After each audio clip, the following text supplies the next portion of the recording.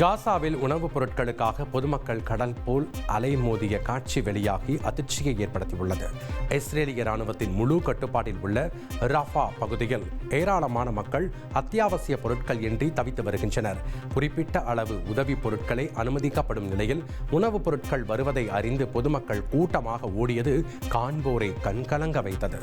கையில் தூக்கிக் கொண்டும் பலகை உள்ளிட்டவற்றில் வைத்து இழுத்தவாறும் கிடைத்த உணவுப் பொருட்களை எடுத்துச் சென்றனர்.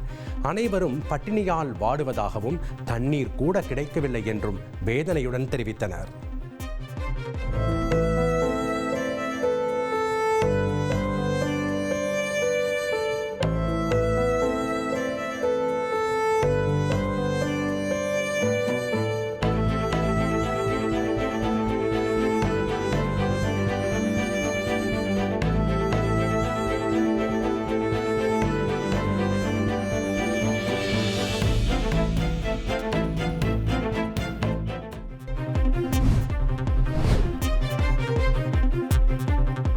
உதவிப் பொருட்களுக்காக காசா மக்கள் கூட்டமாக சென்ற காட்சியை பார்த்து இதயம் நொறுங்கியதாக ஐநா செய்தி தொடர்பாளர் ஸ்டெஃபன் டுஜாரிக் வேதனை தெரிவித்துள்ளார். உதவிகள் வழங்கும் மையத்தில் உணவுக்காக பல்லாயிரக்கணக்கானோர் அலைமோதிய வீடியோ மற்றும் புகைப்படங்களை ஐநா பொதுச் செயலாளரும் பார்த்து வேதனையை பதிவு செய்துள்ளதாக கூறியுள்ளார். கடந்த வாரம் 1/3 மக்களுக்கு மட்டுமே உதவிப் பொருட்கள் கிடைத்ததாக தெரிவித்த ஸ்டெஃபன் டுஜாரிக் பன்னாட்டு விதிகளை இஸ்ரேல் மதிக்க வேண்டும் என்றும் மனிதாபிமான உதவிகளை தாமதமின்றி வழங்க நடவடிக்கை எடுக்க வேண்டும் என்றும் வேண்டுகோள் விடுத்துள்ளார். சீனாவின் சாண்டாங் மாகாணத்தில் ரசாயன தொழிற்சாலை பயங்கரமாக வெடித்து சிதறியதில் 5 தொழிலாளர்கள் உயிரிழந்துள்ளனர்.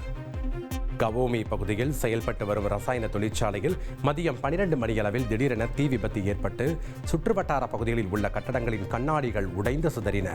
பல கிலோமீட்டர் தொலைவுக்கு உள்ள மக்கள் வெடிப்பு சத்தத்தை கேட்டதோடு ஆலையில் இருந்து வெளியேறிய புகையை பார்த்து அச்சமடைந்தனர். முற்றிலுமாக சிதைந்த தொழிற்சாலையில் 55 தீயணைப்பு வாகனங்கள் குவிக்கப்பட்டு 200க்கும் மேற்பட்ட தீயணைப்பு வீரர்கள் தீயை அணைக்கும் பணியில் ஈடுபட்டனர். இரவு 7 மணி வரை 5 பேர் உடல்கள் மீட்கப்பட்டதாகவும் மாயமான 6 பேரை தேடும் பணி நடைபெற்று வருவதாகவும் அதிகாரிகள் தெரிவித்துள்ளனர்.